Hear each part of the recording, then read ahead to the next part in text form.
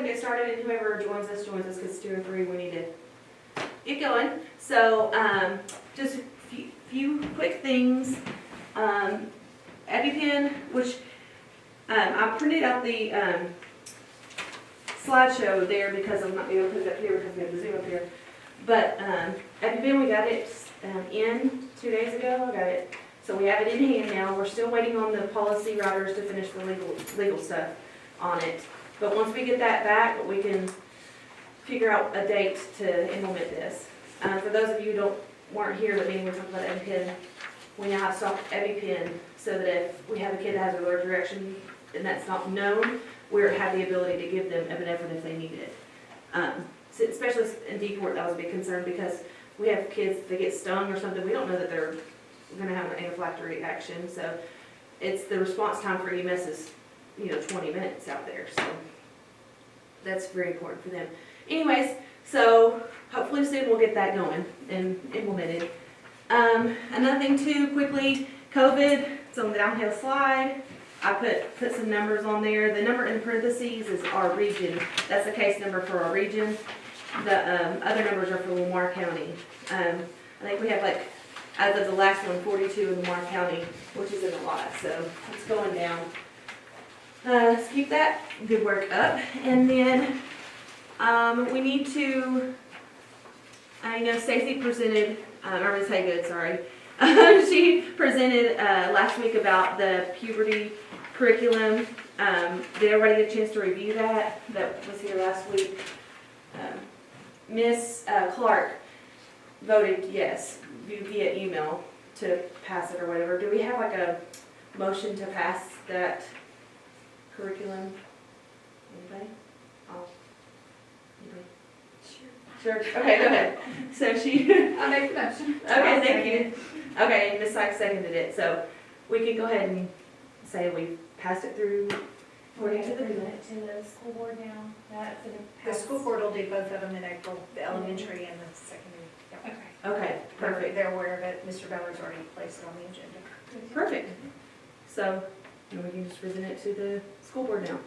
And then Ms. Pickle is gonna present some other curriculum that we need to, that's what she gave some papers on the information she's gonna bring. So I'm gonna turn it over to her and let her present her curriculum. Okay. And This will be very brief, but we have to do the same procedure for health education that we're doing for what the elementary will go through because of the new rules about the parts that deal with human sexuality.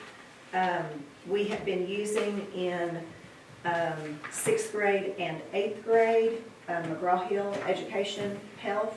It's a very good company, very reputable product. It teaches 100% of the text. It's aligned, does all the requirements that the state requires. We want to recommend staying with that company. They have revised it to meet the new health text 100%. I don't know if y'all follow the news, but there was a big debacle about the health materials in the state of Texas through the State Board of Education's process. It pretty much got derailed is what happened. A lot of opinions out there about what we should and should not be teaching in regards to health education and specifically sexuality and those topics. And so basically the state forced one company, Goodhart Wilcox, to remove lots and lots and lots of language about alternatives to other than abstinence for pregnancy prevention. And they were the only company that came back with the recommended changes to be approved by the state. So very few people are adopting that material, not because we need to be controversial and we're trying to pick something that, addresses these other areas, but mainly because they're not really a big, they don't have a lot of bells and whistles and support as far as a company. They're good in very specific areas, like I know in health education with Ms. Essen, she has purchased some Goodhart Wilcox materials, but it really for the state limits if you only go with the state adopted textbook or state adopted, state approved. There's only one option right now. And that's really not giving districts very much opportunity to find and use the resources that they feel are best for them. So we always have our teachers in our committees when we're discussing things like this, just like we have our nurses involved, our PE teachers who deliver the instruction, and we did that with the health materials for the middle school. In 6th grade, they use the material that is for the teen type health program, does not have sex education topics in it at all. In 8th grade, we use more of the secondary approach because it is a high school credit. And that one does have topics. And if you look at this table of contents handout, flip to the second page first, and then I'll go back to the beginning and talk to you about the beginning of this. So to help this, the third page really, when you flip the page, the one that's facing you, it has human sexuality modules, and there are 8 of them. That's an optional supplement to the regular book, or the regular program. We are not purchasing the optional supplement. We are just teaching the content through their regular program. And these are the topics and the modules. Modules are like chapters in a book. This is a digital product. Parents have access to the digital product through their student licenses, so they'll see every single thing that the kids can see. And then we send home a parental permission form before they start these topics, which usually occur in the spring. So these are all of the content areas that our curriculum covers that we're recommending. And she made it. This is our teacher, Ms. Tucker, who worked to review the materials and teaches this content to the kids. You chime in, Ms. Coach Tucker, anytime you want to, okay? So a lot of textbooks have gone to an online, digital type program because it allows them to update any information across the life of the adoption instantly, because when they update it in the digital system, that's immediately what gets rolled out, which is what has made printed textbooks so obsolete, because you can only fix them once every 8 years. So digital licenses are really the way to go. Coach Tucker uses a lot of Chromebooks. She does have some hard copy textbooks for a group or two that they still rely on, but for the most part, she can push out the activities on the Chromebook. Parents can access it through their kids' portal.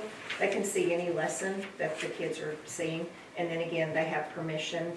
They have the right to take their child out when the topics come up if they have any, situation where they don't want them in those topics. The other handout is just a program handout for the McGraw-Hill Education Program itself. Glencoe and McGraw-Hill are the same company, so when you see Glencoe down here above the word health, Glencoe and McGraw-Hill merged, that's the same product, okay? So I'll just let you kind of glance through this. You can see on the second front page that you get to when you flip the page about the optional supplement on the human sexuality, and that's not going to be an option that we're going to offer. We're going to just teach the topics that line up with the regular modules that you have the content in this handout for, okay? And you can see a couple of them do crossover because they're talking about sexually transmitted diseases, they're talking about reproductive systems. All of those are regular health content that, if you're like me, it's probably a good idea for most people to be aware of some of those things before they get much older. On the very back of this handout, there are a lot of information in here just about the product itself, but on the very back there's a website, and it just has like sample lessons, and you can kind of see how the lesson design is, how the content works, what the table of contents is, which I'll print it out for you. But if you want more information, there is an online resource available for you to see more about the McGraw-Hill program. Coach Tucker, you just dive right in here and say anything you'd like to say about the content or the product, or have you had very many exclusions from content? Very many parents that have... No, we haven't had any this year. Okay. So we had one, we made a phone call, and then I guess they Explain. misunderstood how the letter was written, Yeah. and they were like, no, they need to do that. So Yeah.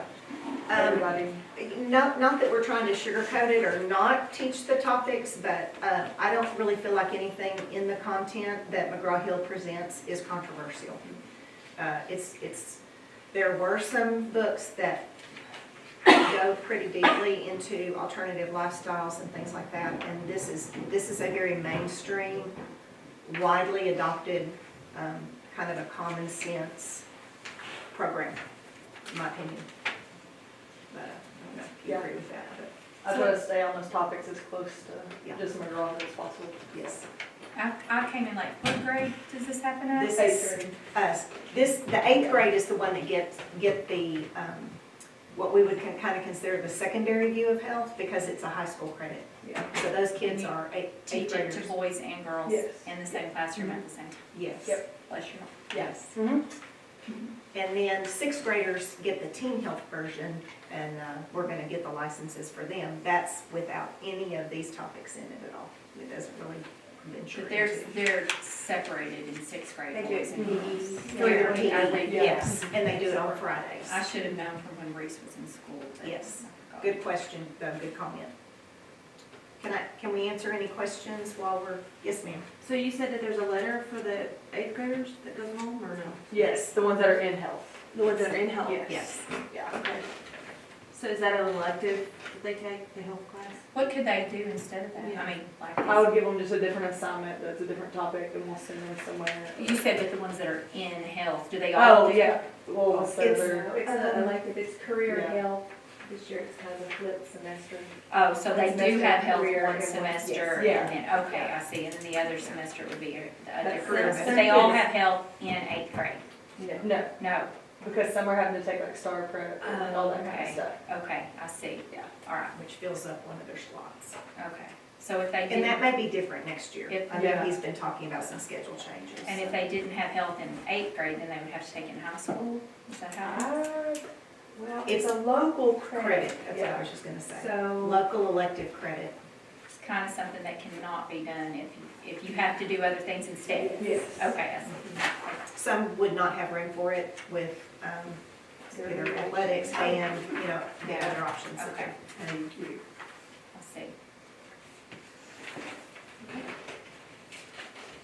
So that gives us an opportunity to review it, you have those papers, you can review it, and then the next meeting we'll vote to approve it, or whatever. When is your next meeting? Because the opening of ordering through the state of Texas opens May 16th. And I try to get that lined up so that Coach Tucker will have access to the program, and the principals, when we're getting materials in, they know that, like, their stuff's here, that it's gonna be activated and ready for them. I don't know what your schedule usually is. Our next meeting is the 20th of April, if we need to have one sooner, just to approve this, we can. If No, I don't not, think so, but we would probably need to wait on the board meeting to approve elementary and secondary, to do it in the May board meeting. okay. Is there any way your SHAC meeting could be before the May board meeting? I believe the May board meeting is May 9th, And we have one for the 20th, the April 20th right now. April 20th, that would be perfect. Then we could get it board approved in May. And when is the board meeting? Is it the beginning of May, you said? It's the second Monday, Second Monday of May. so we'll which I hold believe is off, the 9th. so we will hold off on approving mine officially. Okay. I think we should do them together. Okay. So that we'll have to hold off on teaching ours until it's approved in May. We can teach ours in April. We were gonna teach ours in the end of April. We were gonna show our program once it got approved, so Well, we'll push it off. From what I understand, that what we're going through right now for the timeline is for next year. This rule applies for what we're saying we're adopting for students in the upcoming school year. Okay. So they're giving us this year to implement all of those changes. So I think your timeline this year is not affected. So I could still go through with my schedule in April. And y'all still do the thing where parents can opt out and all that other stuff. So I think you're covered as far as the law. I think these changes with the board and all that are for what are gonna be doing in the 22-23 school year, Okay, good. since the law was just passed in September, and materials for help are just now being adopted. Okay, good. and no elementary Quaver, health and PE was the one that was up for adoption, but the State Board of Education did not approve any programs for elementary.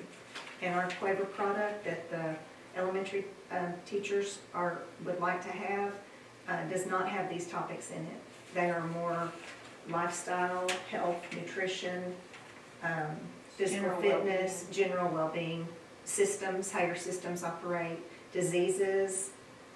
You can help me, anything else you can think of. Health and wellness, Health and wellness. you know, cardiovascular system, Yeah. things like that, very, grade level, so. Like smoking, you know, how those things can affect your respiratory, you know, just how some choices can affect your overall health.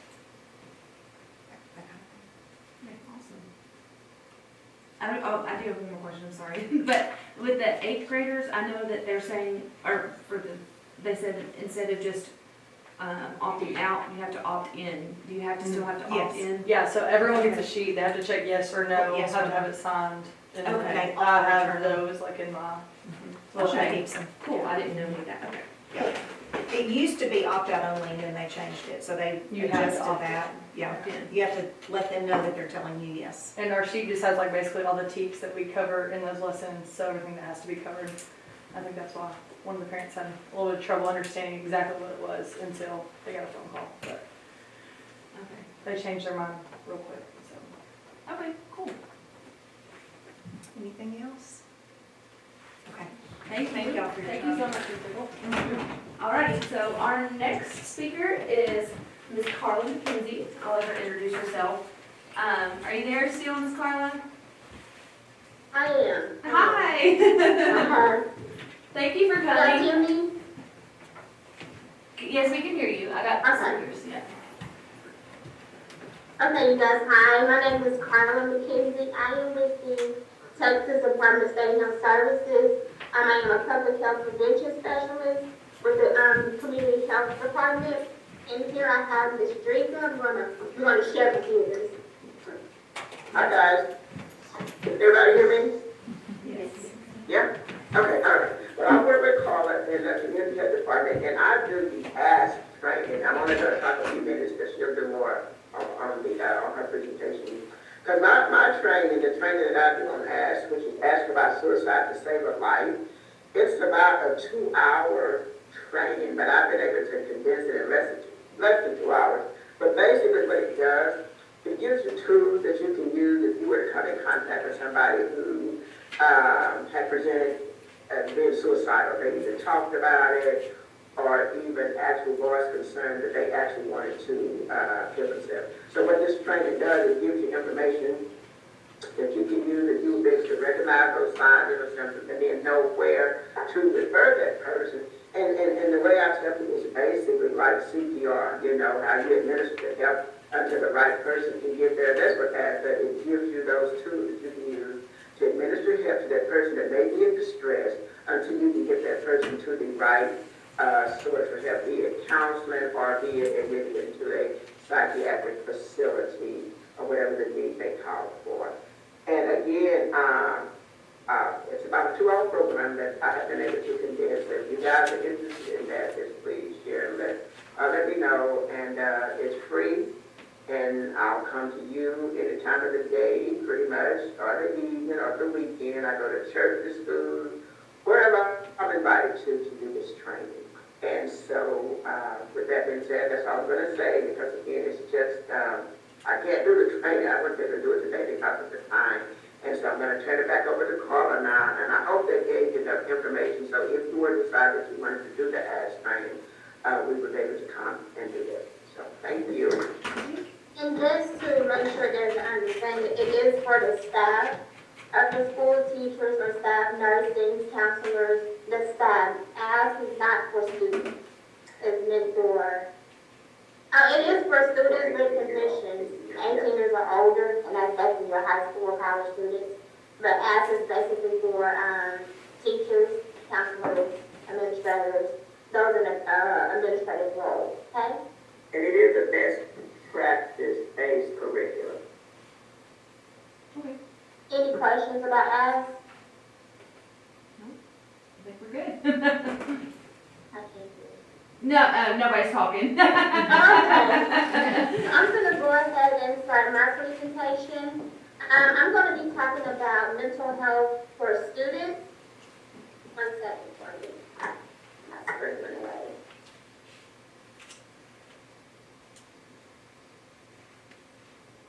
What happened to it?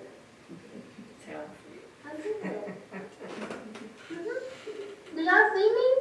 Yes, ma'am. Okay. Let me share my screen then.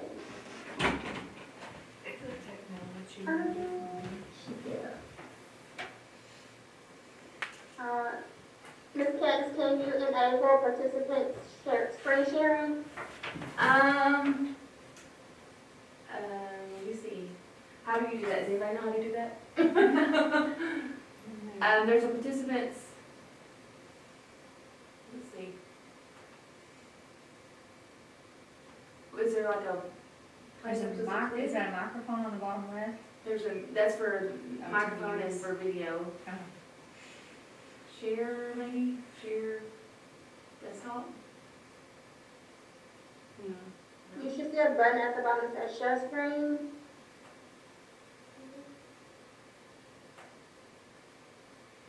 Share, okay, yeah. Did that do it? No? Yes. That did it? Okay. Let me know when you guys are. Oh, we got it. See it. Yes, ma'am, You got see it. it? Yes, ma'am. Okay. So this is a presentation that could be performed or presented to your students, whether it be middle school or high school. There's no age limit for suicide or mental health. As I said before, there's an age limit for drinking, which is 21. There's an age limit for buying cigarettes, which is 21. But there's no age limit for mental health. You can have a elementary child that's suffering from mental health. You can have a middle school child that's suffering from mental health. And as we all know, we can have high school and young adults suffering from mental health. So the title of this presentation is You Can Save Your Life. I'm probably going to speed through it or bypass some sections because we only have 20 minutes to get it done. This is a video. I'm not going to play the video simply because it's taking up time. But basically it's about teenagers explaining how they feel with mental health. The physical appearance, clammy hands, clammy skin, heart rate, palpitations, things of that sort. But what is mental health? As nurses, as administrators, we know what mental health is. It's our emotional, psychological, and social well-being. It affects how we think, how we feel, and how we act. And I always tell children, even adults, if you're not okay mentally, you are not okay. If something's going on mentally, you can't perform your best physically, you can't perform your best academically, you sure can't perform your best emotionally. Because the brain is the operator of our being. So if you're not okay mentally, you are not okay. The thing that I want to highlight at the bottom is mental health is important at every stage of life. From childhood and adolescence, even through adulthood. And with that being said, oftentimes we have adults who were later diagnosed with mental health who could have been diagnosed in childhood, or who could have been diagnosed in the adolescent, during the adolescent phase of their lives. So being able to recognize the signs and symptoms and getting diagnosis early, help them live a stable life with mental health. Oftentimes, people may identify people in mental health crisis or who have mental health disorders as crazy. They're not crazy, they just need help balancing the chemicals in their brains. Not crazy, just need help. So we were able to identify that early on to be able, we will be able to produce successful adults later on in life. So why is it important? On this screen is about 3 bullet points that explains why it is important for mental health. The last one I really want to focus on is because many health behaviors and habits are established in adolescence that will carry over into adult years. It is very important to help youth develop good mental health. And that's going back to making sure that we have healthy young adults, healthy youth, who will be healthy adults. As I told the class, I was in K-Uber on yesterday doing mental health. Life is hard, life is stressful. As you get older, it gets worse. And that's being honest, life is stressful. But if we were able to teach teenagers and adolescents coping mechanisms to help them cope with stress, cope with life, versus turning to things that we know, alcohol, drugs, whether it be risky behaviors, turn to that instead of turning to positive ways to cope with their stress. If we can get this established and rooted in adolescence, preferably childhood, again, we will have a greater success in raising productive adults. So, some common disorders among adolescents, ADD, ADHD. As nurses, as parents, as teachers, you guys have seen students who have been diagnosed with ADHD or ADD, who take medications for ADD or ADHD. It's inattention. They're just having a hard time paying attention. Just can't focus. And it's not that they don't want to focus. It's just something in their brain is telling them they can't focus, or they have been diagnosed with inattention or ADHD. Hyperactivity, having too much energy. You know those students who's always got to do something, always moving around, always have to be active. Hyperactivity. Impulsivity, acting without thinking or having difficulty with self-control. Those are your characteristics for ADHD or ADD. In detail, it's inattention. Just having difficulty sustaining attention in classrooms, that just may be struggling just to pay attention. Again, it's not my choice, just cannot pay attention. If you can recall, if you guys are teachers, if you have students in your classroom who have been diagnosed with ADD or ADHD, and you notice one day they're off their medication, you see how important that medication is to keep them balanced during class. They perform much better when they're on their medications versus when they're not. And that's just basically inattention. They just have a hard time focusing. Again, it's not my choice, it's just they cannot do it, and they need extra help doing it. Any questions so far? Hyperactivity and impulsivity, fidgeting and squirming around while seated. Some school districts have chairs where kids can move around with them. That makes them go in circles back and forth, so the kids not sitting in a chair that's stable, but they can move around, and it's okay. Because oftentimes they just cannot sit still. You may say walk, walk, walk. I promise you they're trying to invest in walk. They just cannot walk. They just have to run and move around. They're not able to play or engage in hobbies, having difficulties waiting for a turn. They just want to be next. Let me go, let me go. And then interrupting or intruding on others. For example, in conversations, games, or activities, they just have to be doing something. Hyperactivity and impulsivity. Bipolar, we know we have bipolar manic, and we also have bipolar depressive. Some students are diagnosed with bipolar as early as middle school years, and then also, of course, in high school years. DMDD, not many people know what disruptive mood dysregulation disorder is. It is a condition when children or adolescents experience ongoing irritability, anger, frequent intense temper outbursts. On this right-hand side, you guys may see the symptoms or signs that may occur in your students or within your children who possibly may have DMDD, but we may diagnose it as something else. So stress and anxiety, as I told the kiddos yesterday, it was from 9th grade to high school. This is what I had on yesterday. I dislike when adults or when parents say kids can't be stressed, kids can't be depressed. I can't tell one how to feel. I can't tell one how to process their emotions and feelings. But what I can say, life is hard. Nowadays, children endure more than what we had to growing up. I'm just 33, and nowadays, kids have to endure a lot.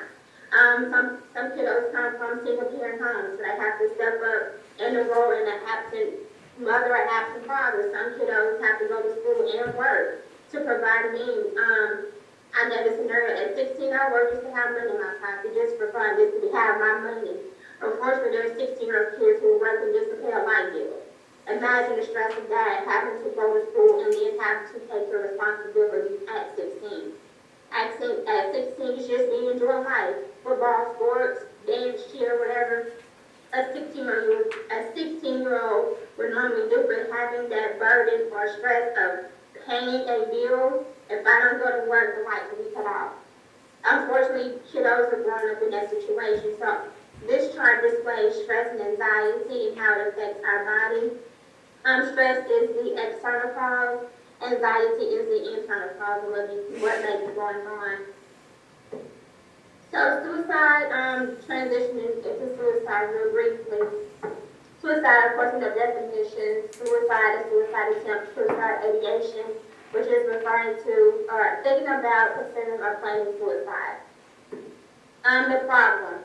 Suicidal thoughts are common among teens and young adults. Around about 12% young adults ages 18 to 25 report they have had a serious thought about suicide. 1 to 2% report suicide attempt in the prior year. As I told them on yesterday, I'm curious to see the recent data for COVID and mental health and how it correlated, whether it be mental health diagnosis and among young people or suicide attempts or suicide completions among young adults amid the pandemic. These numbers are higher among high school students. Nearly 20% report serious thoughts about suicide and 9% report suicide attempts. I will say if you have cutters in your class, if you have cutters in your school, if you have cutters in your home, many people think it's for attention. It's not for attention. It's an outlet. I gave the example yesterday of a toddler. When a toddler doesn't get their way, they throw a tantrum. Right? They don't know how to use their words. When a toddler doesn't get their way, they throw a tantrum. When you tell them no, when you tell them wait, you can have this, they throw a fit. That's their outlet. For someone with mental health, cutting may be their outlet. It's not that they want attention, it's their outlet. Maybe they don't know how to properly express how they feel. I told the young adults yesterday, by now we should be able to use our words, right? We should say, I don't like this because you hurt me, because I feel this way, because at this age we should be able to use our words versus using different outlets to express our feelings and emotions. The statistics, the one I want to highlight here is there's one death by suicide in the U.S. every 11 minutes. To bring it down to home, every 2 hours we text someone who has committed suicide, has died by suicide. So United States, every 11 minutes, Texas, every 2 hours. You guys, it's a problem and it has to be addressed. Only half Americans experiencing an episode of major depression receive treatment. I told them on yesterday, in order to receive treatment, you have to acknowledge that you have depression. We have to talk about this issue. And the only way to talk about this issue is just to sit down and have a conversation about our feelings. I can't say, how are you doing? You tell me you're okay. When you're outside, you're showing that you're not okay. I need your actions and your body to align. If you're okay, I need to see that you're okay. Not just tell me that you're okay just for me to floor by my way. But sit down and have a conversation about feelings and what is going on through our mind. The last bullet point, 80 to 90% of people that seek treatment for depression are treated successfully. So we know statistics shows that if you are diagnosed with depression, treatment is available and it's successful. Use a treatment or medication or medication. The thing is we have to acknowledge that there is a problem. Therefore, we will be able to address the issue. Again, we're all at risk for suicide. Those in that room are at risk, myself is at risk, the street is at risk, the state is at risk, we're all at risk for suicide. However, there are some who are at greater risk. Those risks being those who have been exposed to multiple suicides, whether it be within a home, within a community, within friendship, within a school. They have multiple exposures to suicide, depression, anxiety, sexual orientation, poverty, economic status. Some people, we are all at risk. However, there are some that are at greater or higher risk. If you notice students talking about wanting to die, whether it be joking or posting about it online, in my extended presentation, this is kind of condensed. In my extended presentation, I show a true story happened in Jefferson, Texas at the end of last year, 2021. A young man committed suicide. He made a post online via social media, made a post online, minutes later committed suicide. And I asked him to put up and say, sir, if this was your friend, what would you do? What happened? Why does it end? Oh no, what did I do?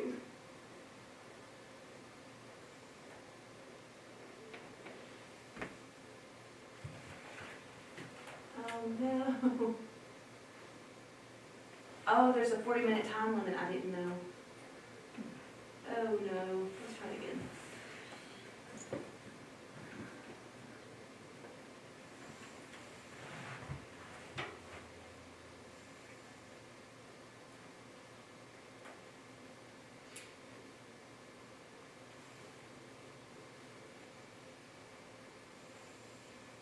Well, I'm sorry, y'all.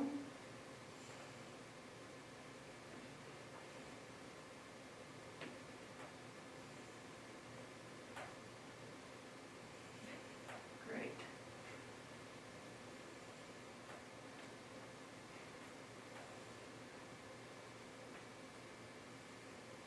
Let's see if I'll get back on this one, maybe. I can call her. I'm sorry, y'all. Huh? I didn't know there was a limit on. I didn't either. Zoom. I guess the free version there is. I didn't. Oh, she's calling me on my cell phone. Hello? Hello? Yes. Hello? Yes, ma'am. Can you hear me? Yes, it said that the free trial had ended. I know. I'm so sorry. I just clicked on join. I just went back and clicked on the meeting again, or do you want to start a new one? I don't know how to.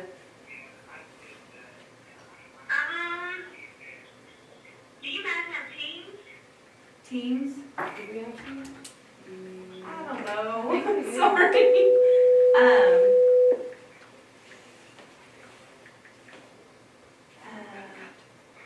Do you want me to just start a new meeting?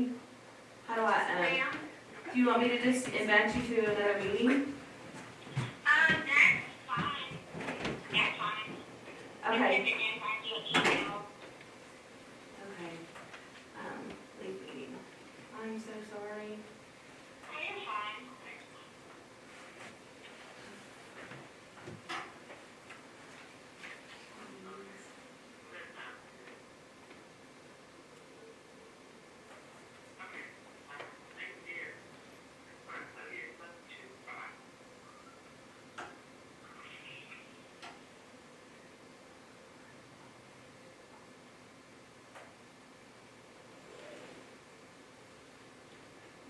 Or can you invite me to a meeting? I'm not really sure how to do this. I'm trying to do it quickly.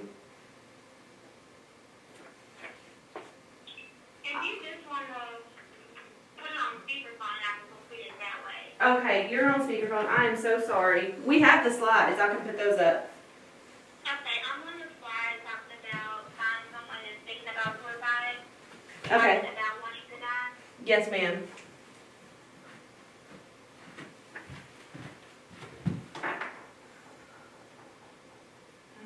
Are you there? Yes, ma'am. I'm here. You're on speakerphone. Y'all all have these in.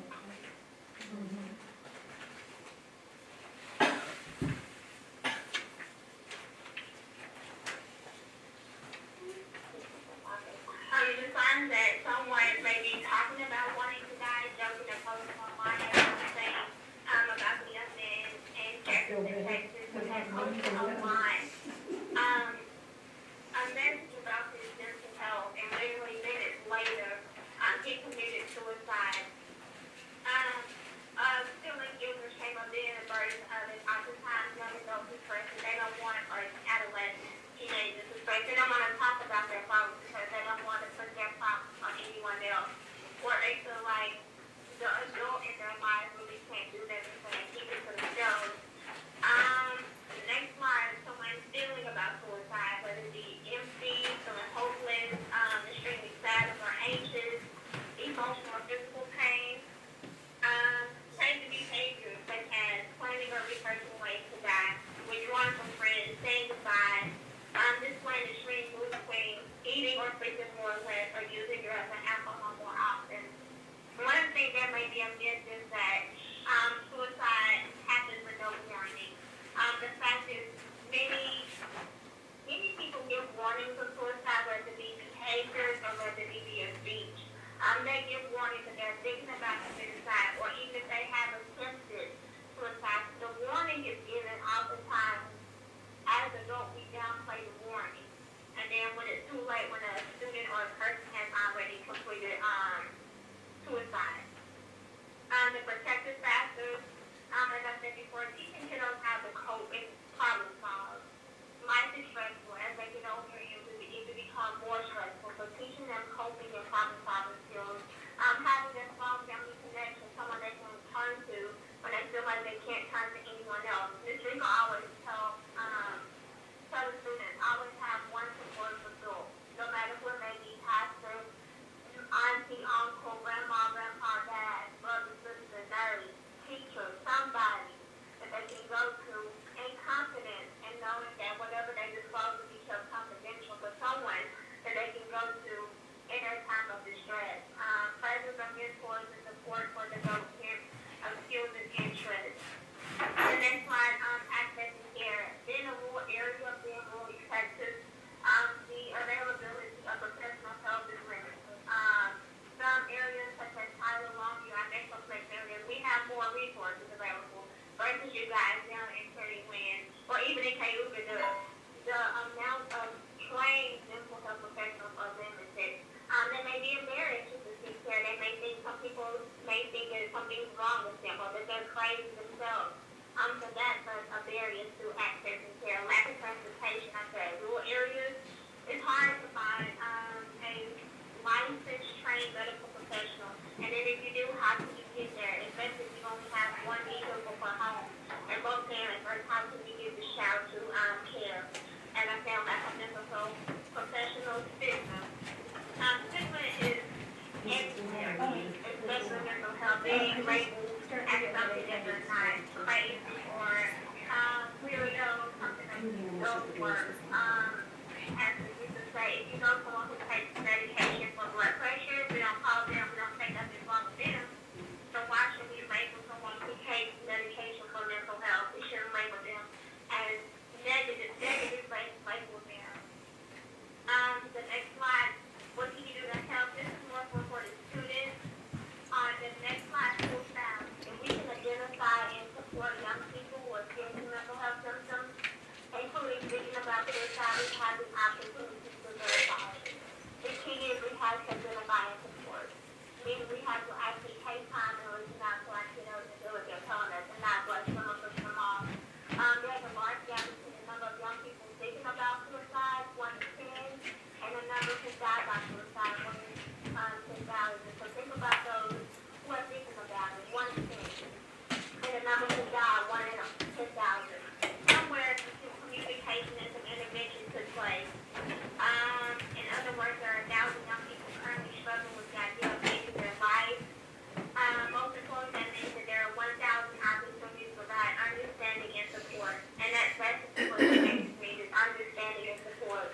Oftentimes, groups come to us for a solution, not for advice, not for opinions, not to discuss that, not to be like that. Sometimes they just come to us just to listen. They just need to vent. So be there to understand and support when they come to us. Treatment, of course you have your medications, then you have your therapy. Of course, here lately, post-pandemic, you have seen more commercials or ads about mental health, whether it be counseling, whether it be mental health, teen counseling. Now, there's more advertisements related to mental health. And with those online outlets, it's accessible for those who lack access to medical professionals or health professionals. You can now get it online. So you can be in Prairiland and have a therapist in Dallas. I'll always tell children, find the right fit. Find the right therapy. Just because you go to one doesn't mean you have to stick with that therapist. Find one that you like. Find one that you can trust. Find one that you connect with. And then the last one, I always tell them, just because someone's life appears to be good on the outside doesn't mean all is good on the private home. So when kids present themselves at school like everything is okay, we have no idea as adults, as teachers, as administrators, what they are going through at home in their private moments, the thoughts that they have in their head. So just because it seems like everybody has it all together, there's a struggle. Somebody is struggling with something.